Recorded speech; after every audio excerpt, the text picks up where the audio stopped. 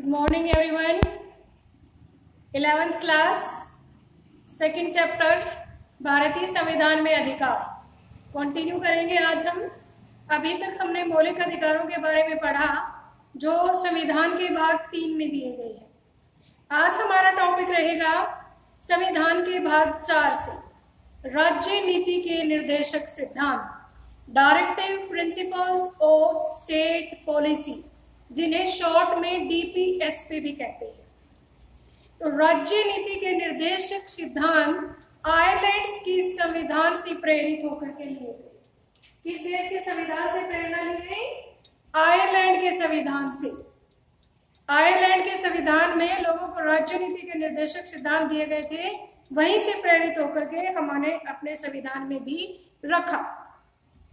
और जो संविधान के सलाहकार थे BN राव, उनका कहना था कि जो मौलिक अधिकार दिए गए हैं भाग 3 में वो काफी नहीं है, उसके साथ साथ और भी बहुत सारे मौलिक अधिकार दिए जाने चाहिए। लेकिन सभी अधिकारों को उस समय की परिस्थितियों के अनुसार मौलिक अधिकार बनाना संभव नहीं था, इसलिए कुछ ऐसे अधिकार देने की बात कही गई जो नैतिकता के आधार पर सरकार जिनका पालन करेगी, और उन्हें अधिकार नाम ना दे करके राज्य नीति के निर्देशक सिद्धांत नाम दिया गया।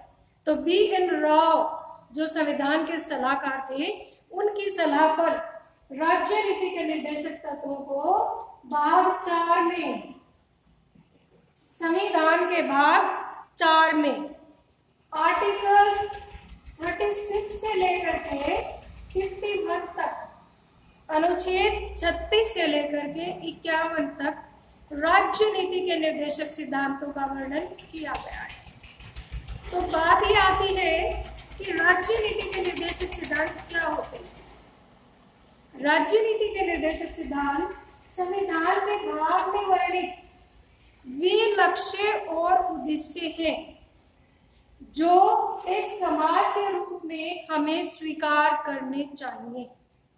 वे लक्ष्य और उद्देश्य हैं जो एक समाज के रूप में हमें स्वीकार करने चाहिए।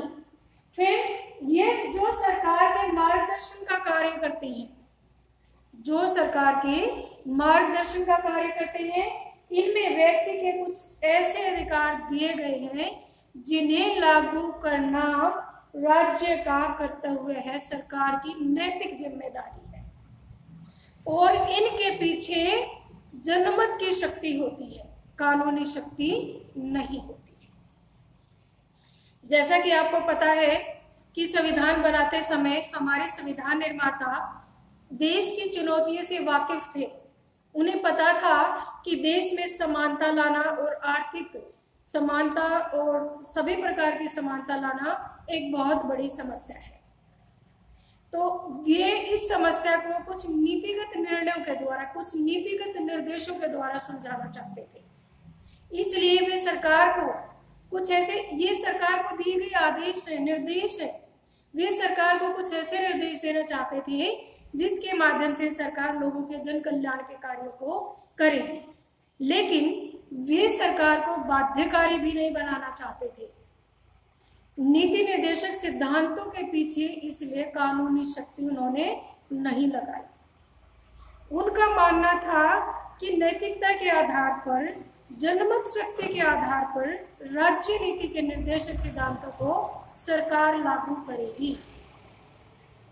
ये मान लिया गया कि ये सरकार की नैतिक जिम्मेदारी है कि वो लोगों के जन कल्याण के कार्यों को करेगी। अंडरस्टूड? क्या होते हैं राज्य नीति के निर्देशक सिद्धांत? अब इनका पढ़ लेते हैं, इनका उद्देश्य क्या है। What are the aims of DPSP? क्या उद्देश्य है इनके? मोटे तौर पर डीपीएसपी के 3 मुख्य उद्देश्य हैं। पहली बात, लोगों का कल्याण। कैसे? सामाजिक, आर्थिक और राजनीतिक न्याय दिलाना राज्य का उद्देश्य, राज्य का दायित्व होगा। फर्स्ट उद्देश्य क्या हुआ? सभी लोगों का कल्याण करना, जिससे कि सामाजिक, आर्थिक और राजनीतिक न्याय दिया जा सके। दूसरी बात है जीवन स्तर को ऊंचा उठाना। कैसे? संसाधनों का समान वितरण करके, जो भी देश की प्रॉपर्टी है, जो भी देश के संसाधन है, वो किसी एक मुट्ठी भर लोगों के हाथों में केंद्रित ना हो, उनका इस तरह से उचित वितरण किया जाए कि सबकी रोजी रोटी, सबकी बुनियादी जरूरतें पूरी हो जाएं। इस तरह के कार्य भी, इस तरह की नीतियां राज्य बनाएगा। ये उद्देश्य रखा गया है नीति निर्देशक सिद्धांतों का। थर्ड पॉइंट आता है अंतरराष्ट्रीय शांति और सुरक्षा बनाए रखना। अपने देश के साथ साथ राज्य यह भी चाहते थे संविधान निर्माता कि बाहर के देशों के साथ भी, विदेशों के साथ भी संबंध हमारे अच्छे हैं। Got it? तो अभी हमने पढ़ा कि निर्देशक सिद्धांत क्या है, ये लक्ष्य और उद्देश्य जो एक समाज के रूप में हमें स्वीकार करने चाहिए। ये सरकार को निर्देश देते हैं, उनको गाइडलाइन देते हैं, उनको मार्गदर्शन करते हैं, और ये एक प्रकार के अधिकार हैं जो किसी भी सरकार को, व्यक्तियों को देने चाहिए। ये सरकार की नैतिक जिम्मेदारी है कि वो राज्य नीति के निर्देशक सिद्धांतों को लागू करे। इनके पीछे नैतिक शक्ति है, जनमत की शक्ति है, कानूनी शक्ति इनके पीछे नहीं है। ये वाद योग्य नहीं है। अगर किसी समय पर सरकार को ये कार्य नहीं करती है इनमें से, तो इसकी सरकार के खिलाफ हम कोर्ट में नहीं जा सकते। अंडरस्टूड? तो इसके उद्देश्य लोगों का कल्याण, कल्याण के लिए सामाजिक, आर्थिक और राजनीतिक न्याय दिलाना, जीवन स्तर को ऊंचा उठाना। जीवन स्तर को ऊंचा उठाने के लिए क्या क्या करेंगे, क्या क्या आशा रखी जाती है सरकार से कि वो लोगों को जो संसाधनों का समान वितरण करेगी, गरीब और अमीर की खाई को बहुत ज्यादा नहीं बढ़ने देगी, और तीसरा उद्देश्य है अंतर्राष्ट्रीय शांति की स्थापना करना। अंडरस्टूड? आइए अब हम पढ़ते हैं कि आर्टिकल 36 से 51 तक कौन कौन से राज्य नीति के निर्देशक सिद्धांत दिए गए हैं और किन किन बातों को लागू करने की आशा की जाती है। आर्टिकल 36 से 51 तक डीपीएसपी। आर्टिकल 36 ये राज्य की परिभाषा बताता है कि राज्य कौन है और उसे क्या क्या करना है। अंडरस्टूड? फिर आता है आर्टिकल 37, ये बताता है कि जो डीपीएसपी हैं, जो राज्य नीति के निर्देशक सिद्धांत हैं, वो वाद योग्य नहीं है, उनके ऊपर न्यायालय में चुनौती नहीं दी जा सकती है।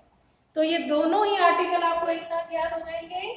आर्टिकल 36 राज्य की परिभाषा देता है और 37 ये कहता है कि ये राज्य नीति के निर्देशक सिद्धांत वाद योग्य नहीं है, न्यायालय में परिवर्तनीय नहीं है। अंडरस्टूड? दोनों आर्टिकल याद हो गए। एक में राज्य की परिभाषा, दूसरे में ये कहता है कि जो ये सिद्धांत है ये वाद योग्य नहीं है। Got it? आगे चले? ठीक है। अब बात आती है 38वां आर्टिकल 38, 39 और 39A। इनको हम एक साथ याद करेंगे। आर्टिकल 38 हमें कहता है कि सामाजिक, आर्थिक और राजनीतिक न्याय की स्थापना करेगा राज्य। ये राज्य का लक्ष्य होगा। ये राज्य को निर्देश देता है संविधान कि आर्टिकल 38 के अनुसार राज्य की जिम्मेदारी है कि वो अपने क्षेत्र में सामाजिक, आर्थिक और राजनीतिक न्याय की स्थापना करे और उसके साथ साथ असमानता को कम से कम करे। फिर आती है बात 39 में। 39 में कहा गया है कि राज्य अपने संसाधनों का समान वितरण करेगा। राज्य इस बात का ध्यान रखेगा कि कोई भी व्यक्ति बहुत ज्यादा अमीर या कोई भी व्यक्ति ऐसा न रहे जिसकी बुनियादी सुविधाएं भी जिसको ना मिले। अर्थात अमीर और गरीब के अंतर को कम से कम करने की कोशिश करेगा। इसीलिए तो जो ज्यादा अमीर है उनके ऊपर टैक्स लगाया जाता है और जो ज्यादा गरीब है उनको सब्सिडीज दी जाती है, उनको मुफ्त में अनाज दिया जाता है। कर रही है ना सरकार इस तरह के कार्य। तो ये दिया गया है आर्टिकल 39 में कि राज्य समान वितरण करेगा संसाधनों। और 39A कहता है अवसर की समानता, समान अवसर के आधार पर न्याय देगा।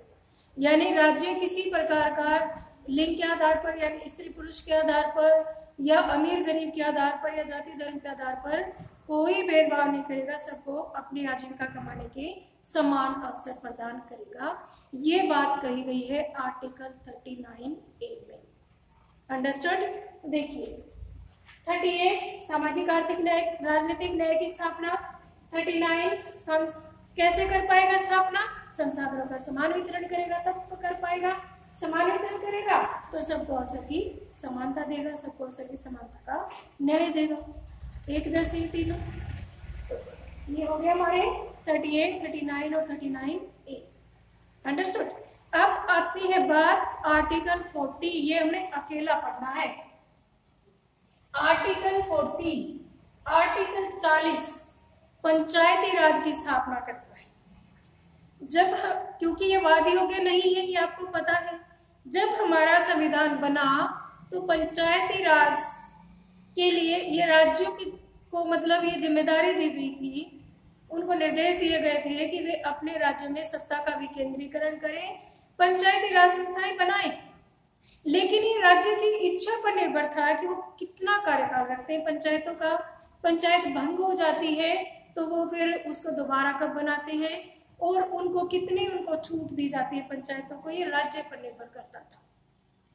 लेकिन उसके बाद 73वां और 74वां संशोधन हुआ। 73वां संशोधन जो ग्रामीण पंचायतों से संबंधित है, 74वां संशोधन जो शहरी पंचायतों से संबंधित है। ये दोनों ही संशोधन 1993 में लागू हुए। 73वें संशोधन के द्वारा ये व्यवस्था की गई कि प्रत्येक राज्य के लिए पंचायतों का गठन करना अनिवार्य है। इनका कार्यकाल भी 5 वर्ष होगा और अगर पहले भंग हो जाती है कोई भी पंचायत, उसके दोबारा से चुनाव करवाए जाएंगे और चुनाव करवाने की जिम्मेदारी राज्य चुनाव आयोग की होगी। तो ये अब व्यवस्था की गई है। किस आर्टिकल में की गई है? आर्टिकल 40। किससे संबंधित है? पंचायती राज व्यवस्था से संबंधित है। अब पंचायतों को वित्तीय जो है संसाधन भी वो भी ज्यादा दिए जा रहे हैं, उनके काम का दायरा थोड़ा सा बढ़ गया है और ऐसे 29 विषय हैं जिनके ऊपर पंचायतें कानून बना सकती हैं। ठीक है, लोकल लेवल के जो विषय हैं उनके ऊपर पंचायतें कानून बना सकती हैं और ये सारा काम किया गया आर्टिकल 40 में। पंचायती राज की बात आती है तो आर्टिकल 40। अंडरस्टूड? अब आगे देखते हैं। अब हमने आर्टिकल 41, 42 और 43 ये तीनों एक साथ याद कर लें। आर्टिकल 41 क्या कहता है कि कुछ परिस्थितियों में, कुछ दशाओं में काम का अधिकार, जैसे कि इसमें यह भी कहा गया है आर्टिकल 41 में कि राज्य आर्थिक क्षमता के आधार पर शिक्षा देने, बेकारी, बुढ़ापा, बीमारी, अपंगता की स्थिति में लोगों को सहायता देने का कार्य भी करेगा। यानी बीमारों की सहायता, बुढ़ापे में सहायता, विधवा की सहायता, अपंग जो अपाहिज है उनकी सहायता भी करेगा। यानी कुछ दशाओं में उन्हें अलग से विशेष कार्य देने की व्यवस्था करेगा। तो ये बात आती है आर्टिकल 41 में। और जो पेंशन का अधिकार दिया गया है, जैसे हमारे देश में काफी राज्यों में वृद्धावस्था पेंशन है, विडो पेंशन है, विकलांग पेंशन है, तो ये सारे काम आर्टिकल 41 के द्वारा किए गए हैं, इसके अधीन कर सकता है राज्य। अंडरस्टूड? तो कुछ दशाओं में काम का अधिकार, वृद्धावस्था, अपंगता और विधवा के केस में पेंशन का अधिकार की स्थापना राज्य कर सकता है, ये सुविधा दे सकता है।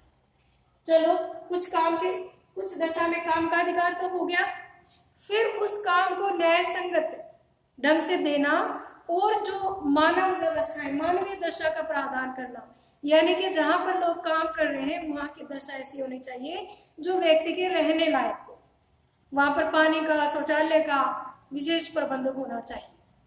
तो इस तरह की बातें कहाँ कही गई हैं? आर्टिकल 42 में। फिर तीसरी बात, न्यूनतम मजदूरी का प्रावधान। ठीक है, आपने वहां पर कार्यस्थल पर ठीक है बिजली पानी का सारा बंदोबस्त कर दिया, उसके साथ साथ न्यूनतम मजदूरी पाना भी व्यक्ति का अधिकार है। राज्य व्यवस्था करेगा कि प्रत्येक मजदूर को, प्रत्येक कर्मचारी को उसका न्यूनतम वेतन जरूर दिया जाए। ओके, तो ये तीनों बातें, पहला कुछ दशा में काम का अधिकार यानी जिसमें पेंशन वगैरह भी आ जाती है, दूसरी बात है मानवीय दशा स्थापित करना, और तीसरी बात इसमें आती है कि यहाँ पर कुटीर उद्योगों की स्थापना और न्यूनतम मजदूरी का प्रावधान। गांधी जी का सपना था ना कि उनके जो गांव में जो छोटे छोटे उद्योग धंधे हैं वे चालू रहने चाहिए। ओके, तो गांधीवादी, हम इसको कई जगहों पर राजनीति के निर्देशक सिद्धांतों को समाजवादी, गांधीवादी और उदारवादी 3 कैटेगरी में बांटकर भी किया गया है, लेकिन मैं सोचती हूँ कि इस तरह से याद करना ज्यादा आसान रहेगा। ओके, ठीक है, तो आइए अगला पढ़ते हैं। हमने 43 तक पढ़ लिया है। 41, 42, 43 ये काम से संबंधित है। काम की दशा, कुछ दशाओं में काम का अधिकार यानी पेंशन का भी अधिकार। दूसरा बात थी उसमें मानवीय दशाओं का प्रावधान करना। तीसरी बात थी न्यूनतम वेतन देना और कुटीर उद्योगों की स्थापना करना। अब बात आती है आर्टिकल 44 समान नागरिक संहिता। समान नागरिक संहिता आर्टिकल 44 में, तो आर्टिकल 44 में समान नागरिक संहिता का जिक्र किया गया है, यानी भारतवर्ष की धरती पर रहने वाला प्रत्येक नागरिक समान व्यवहार का हक रखता है। ठीक है, जैसे कि आपने देखा होगा 3 तलाक का जब मामला चल रहा था तो कई संगठन ये कह रहे थे कि जैसे हिंदू विवाह अधिनियम है जिसमें बहु विवाह का कोई भी जिक्र नहीं है, ऐसे इतना आराम से तलाक भी नहीं दे सकते हो आप, उसके लिए भी पूरी कार्रवाई होती है। तो मुस्लिम महिलाएं भी इस बात की मांग कर रही थी कि जैसे हिंदू आर्टिकल 44 के तहत समान नागरिक संहिता का वर्णन है, तो उसके तहत हमें भी हिंदू विवाह अधिनियम के अनुसार ही सारी सुविधाएं हमें दी जाए। अंडरस्टूड? तो आर्टिकल 44 मतलब समान, समान नागरिक संहिता, इक्वल सिविल कोड। ठीक है, अंडरस्टूड? अब बात आती है आर्टिकल 45। आर्टिकल 45 को भी हम पढ़ते हैं, अकेला ही पढ़ेंगे इसको, 46 के साथ पढ़ लेते हैं ओरिजिनल। ठीक है, आर्टिकल 45 और 46 हम एक साथ पढ़ेंगे। आर्टिकल 45 क्या कहता है, पहले क्या कहता था, अब क्या कहता है, वो बात करेंगे। देखिए 86 अमेंडमेंट 2002 में एक 21A जोड़ा गया जिसमें शिक्षा का अधिकार को मौलिक अधिकार बनाया गया, यानी कि 6 से 14 वर्ष की उम्र के बच्चों को शिक्षा प्राप्त करने का मौलिक अधिकार है। ये प्रावधान किसमें किया गया, आर्टिकल 21A जोड़ा गया 86वें संशोधन के द्वारा। 86वें संशोधन के द्वारा आर्टिकल 21A जोड़ा गया और ये संशोधन किया गया था 2002 में। 21 यानी कि मौलिक अधिकारों से संबंधित है, तो मौलिक अधिकार बना दिया गया शिक्षा के अधिकार को 6 से 14 साल की उम्र के बच्चों के लिए। फिर इसी दौरान 86वें संशोधन के द्वारा ही हमारा एक मौलिक कर्तव्य भी जोड़ा गया, 51A जोड़ा गया, 11वां कर्तव्य जोड़ा गया। 51 जो संविधान का जो आर्टिकल 51A है उसमें एक और मौलिक कर्तव्य जोड़ा गया कि प्रत्येक अभिभावक का एक कर्तव्य है कि वो अपने 6 से 14 साल के बच्चों को बुनियादी शिक्षा जरूर दिलवाए। ये भी 86 में किया गया। तो बात यह है कि जो 6 से 14 वर्ष की उम्र के बच्चों को शिक्षा दिलवाने की बात है वो पहले आर्टिकल 45 में थी, यानी राज्य नीति के निर्देशक सिद्धांतों में थी। अब ये बात उठ करके चली गई मौलिक अधिकारों में, आर्टिकल खाली हो गया। तो इसके लिए क्या प्रबंध किया कि जो 6 साल से कम उम्र के बच्चे हैं उनमें का प्रारंभिक बाल्यावस्था की देखरेख और उनकी शिक्षा का प्रबंध करना राज्य की जिम्मेदारी है। अंडरस्टूड? ये भी 86वें संशोधन में किया गया था, यानी कि आर्टिकल 45 का संबंध 6 साल से कम उम्र के बच्चों के लिए रह गया है। अब पहले 6 से 14 साल की उम्र के बच्चों के लिए था, और ये 86वें संशोधन में 2002 में इसमें ये संशोधन किए गए। अंडरस्टूड? तो 6 से 14 6 साल से कम उम्र के बच्चों की बात आती है तो 45वां संशोधन, 45वां आर्टिकल 86वां संशोधन। ओके, तो अब बात आती है 46। बच्चों का तो हो गया प्रबंध। अब जो अनुसूचित जाति और जनजाति के लोग हैं उनकी शिक्षा का प्रबंध करना, उनके सामाजिक आर्थिक उन्हें न्याय दिलाना, उनके जीवन स्तर को ऊपर उठाने की बात आर्टिकल 40 में कही गई है। फिर बात आती है आर्टिकल 47 मद्य निषेध, समाज को पोषाहार व स्वास्थ्य सुविधाएं देना। राज्य अपने क्षेत्र में शराबबंदी कर सकता है, जैसे कि 1990 में हरियाणा में भी की गई थी, बिहार में की गई और गुजरात में भी शराबबंदी लागू है। तो इस तरह से कई राज्य आर्टिकल 47 के तहत मद्य निषेध कर सकते हैं, और जिससे कि लोगों का स्वास्थ्य सही रहे और लोगों की स्वास्थ्य की तरफ सरकार का ध्यान आकर्षित करने के लिए आर्टिकल 47 है। जो स्वास्थ्य सुविधाएं भी सरकार देती है, जैसे टीकाकरण करती है और भी पोलियो ड्रॉप वगैरह पिलाती है, और जैसे दवाइयों का छिड़काव वगैरह भी, तो ये राज्य की जिम्मेदारी है आर्टिकल 47 के तहत। अंडरस्टूड। अब आता है आर्टिकल 48 और 48A, ये दोनों ही एक साथ पढ़ेंगे हम। आर्टिकल 48 कहता है कि राज्य कृषि, पशुपालन और विशेषकर दुधारू पशुओं के स्वास्थ्य के लिए या उनकी देखरेख के लिए विशेष प्रबंध करेगा।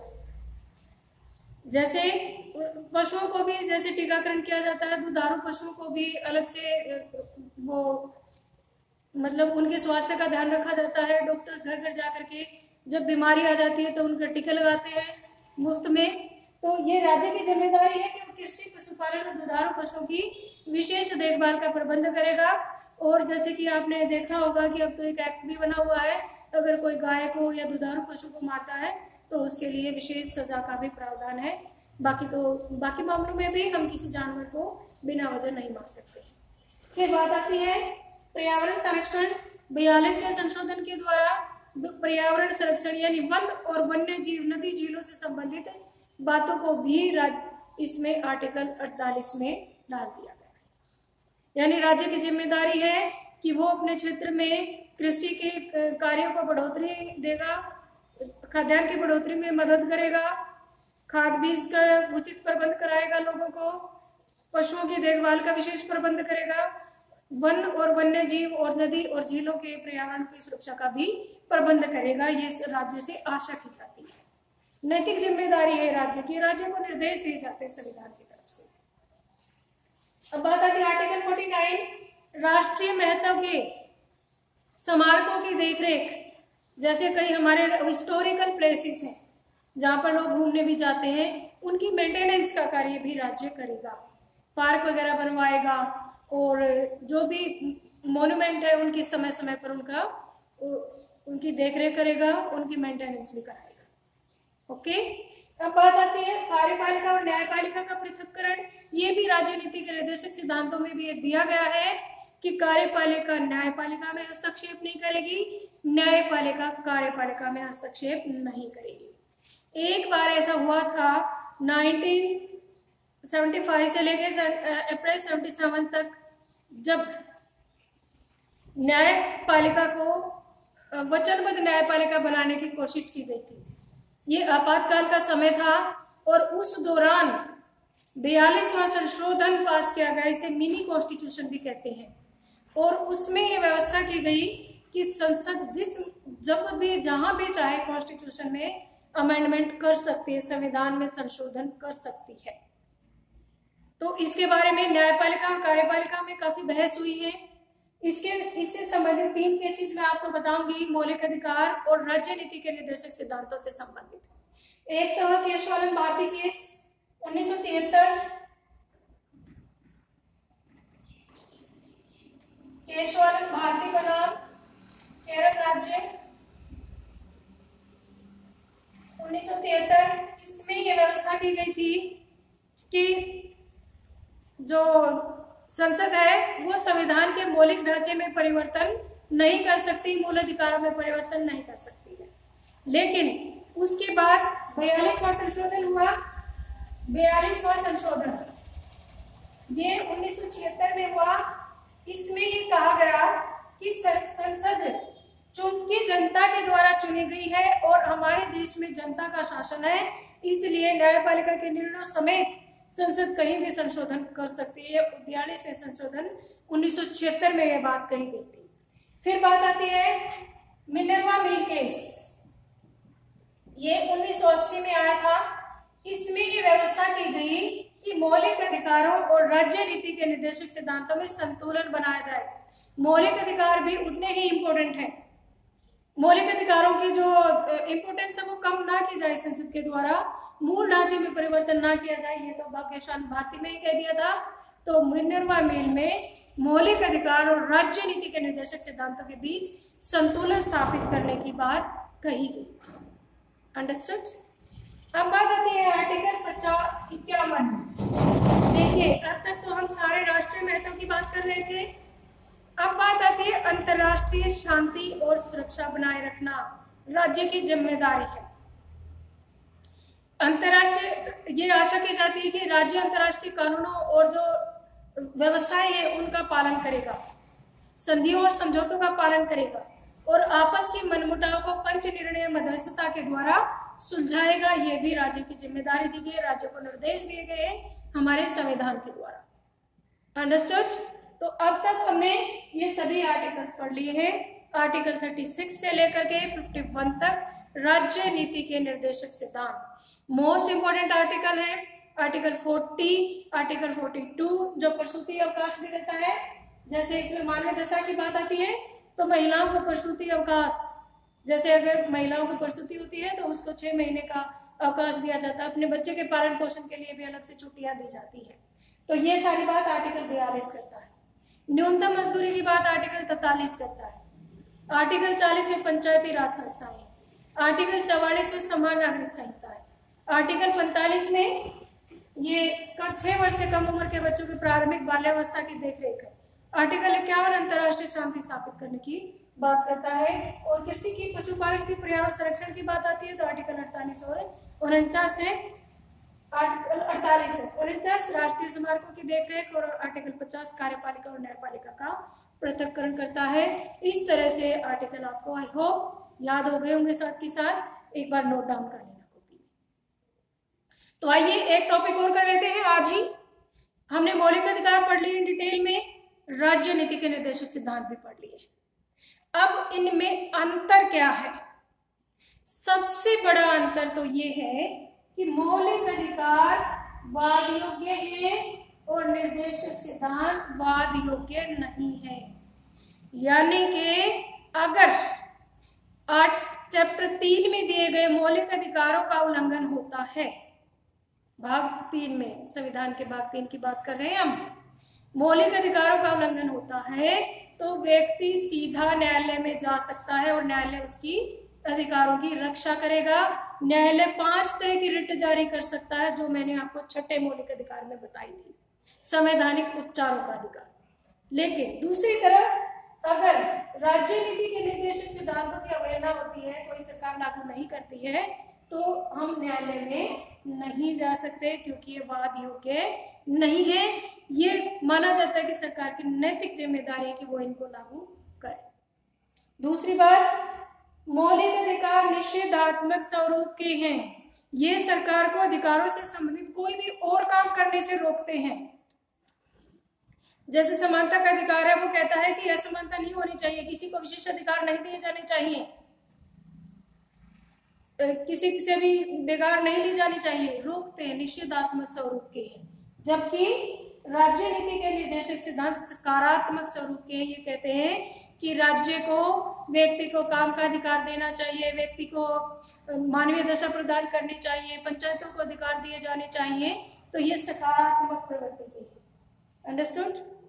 तीसरा पॉइंट आता है व्यक्तिगत विकास से संबंधित है मौलिक अधिकार। मौलिक अधिकार इंडिविजुअल को दिए गए, व्यक्ति को दिए गए हैं, समाज को नहीं, व्यक्ति को दिए गए हैं, व्यक्तिगत स्वरूप के हैं। और जो राज्य नीति के निर्देशक सिद्धांत है उनका स्वरूप सामाजिक है। वो कहते हैं कि समाज का भला होगा तभी व्यक्ति का भला होगा। अंडरस्टूड। उद्देश्य राजनीतिक लोकतंत्र की स्थापना करना है मौलिक अधिकारों का।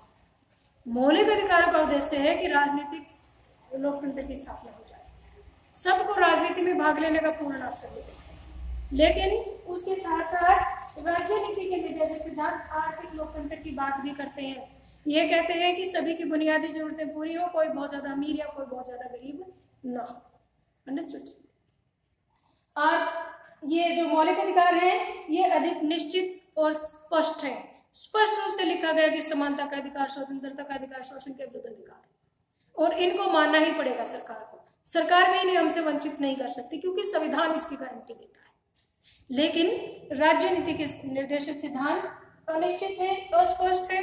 सरकार, प्रत्येक राज्य सरकार अपने अपने हिसाब से उनको लागू करती है। जैसे कि आपने देखा होगा, पहले पंचायतें अपने हिसाब से लागू होती थी। न्यूनतम मजदूरी भी प्रत्येक राज्य में अलग अलग है, वृद्धावस्था पेंशन भी प्रत्येक राज्य में अलग अलग है, और इस तरह से कई ये अस्पष्ट है, अनिश्चित है। राज्य नीति के निर्देशक सिद्धांत, जबकि मौलिक अधिकार अधिक निश्चित और स्पष्ट है।